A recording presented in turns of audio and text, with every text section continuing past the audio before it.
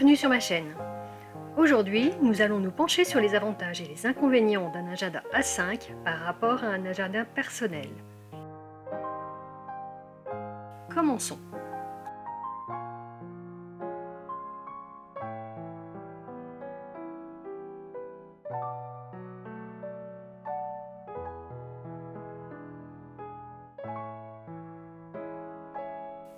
Tout d'abord, parlons des avantages d'un agenda A5.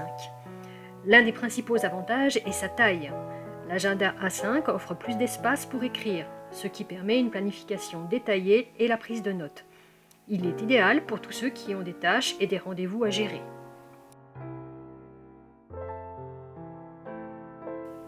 Dans les agendas que je propose sur ma boutique, vous avez la possibilité de programmer vos rendez-vous précisément et de vous organiser par plage de temps si vous le souhaitez.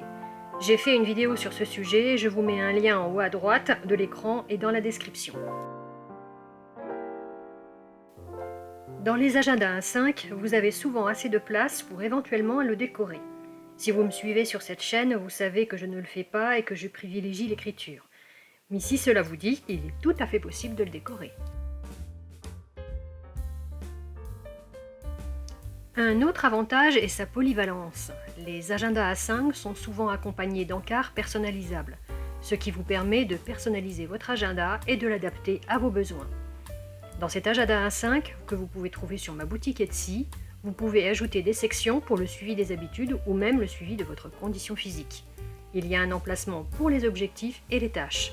Vous pouvez consigner aussi bien votre vie professionnelle que votre vie personnelle dans ce type d'agenda.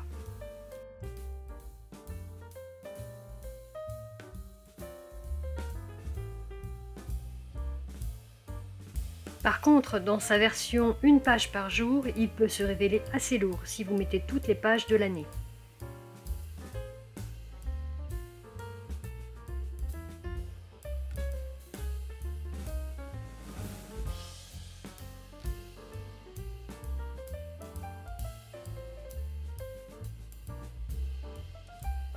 Mais vous avez l'option de ne mettre que la moitié de l'année par exemple, ou de ne mettre d'autres pages importantes pour vous, comme des pages de notes, un répertoire ou des pages de gestion financière.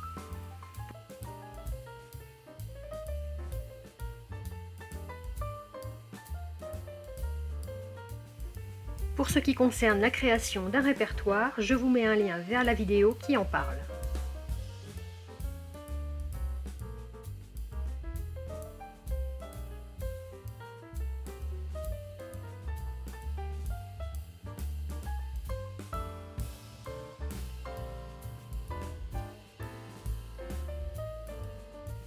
Parlons maintenant de l'agenda au format personnel.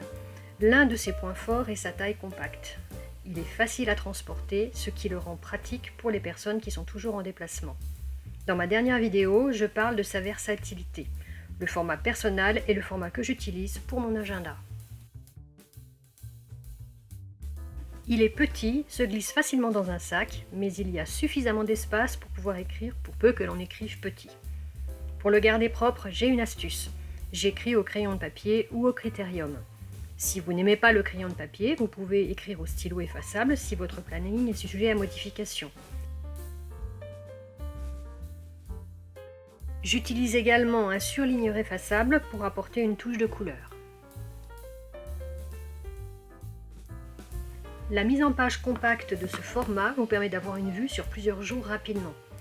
L'agenda est moins épais et peut comporter des sections supplémentaires si vous le souhaitez. Dans mon cas, j'aime avoir la totalité de l'année dans mon agenda car certains rendez-vous sont prévus longtemps à l'avance. Et puis mon agenda Finofax personnel me sert d'agenda, je ne gère rien d'autre dedans. Mon agenda commence en septembre, ce qui me facilite la tâche pour la partie enseignement de mon activité principale. Cela dit, je propose aussi des agendas commençant en janvier pour les personnes qui préfèrent gérer leur agenda par année civile. Les sections prédéterminées pour les heures et les listes de tâches facilitent l'organisation. Si vous aimez la méthode des plages de temps, ce type d'agenda est fait pour vous. Si vous me suivez sur cette chaîne, vous savez que c'est de cette manière que je gère mon emploi du temps.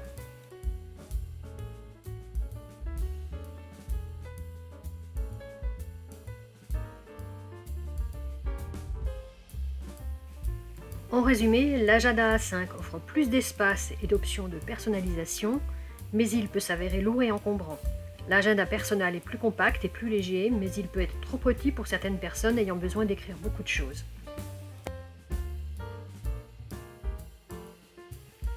Sur la balance, on voit que l'avantage est clairement pour le personnel qui, pour le même type de présentation avec des plages horaires, offre un format plus compact et un poids plus léger, bien que le mien soit en cuir alors que mon agenda A5 soit en plastique. En revanche, le format A5 offre beaucoup plus de place si vous n'avez pas forcément besoin de mettre une année complète et si vous souhaitez vous alléger et mettre des pages de notes.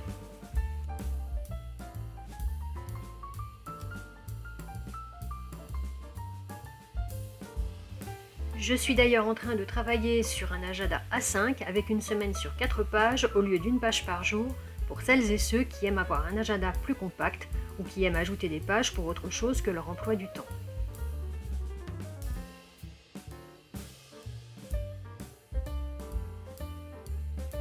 Le choix des inserts dépend de vos préférences personnelles et de votre style de planification. Une de mes abonnées m'a récemment dit qu'elle envisageait même de prendre un pocket pour que cela tienne encore moins de place dans son sac. C'est une option que je n'ai pas encore envisagée, mais j'avoue y réfléchir. Il faudra sans doute que je revoie mes inserts pour les adapter à ce format.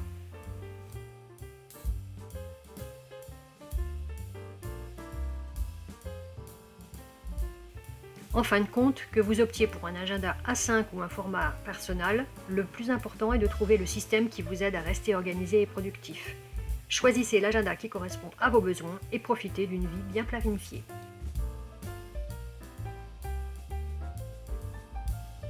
Voilà, cette vidéo est maintenant terminée. Si vous l'avez aimée, n'hésitez pas à mettre un pouce en l'air et à vous abonner.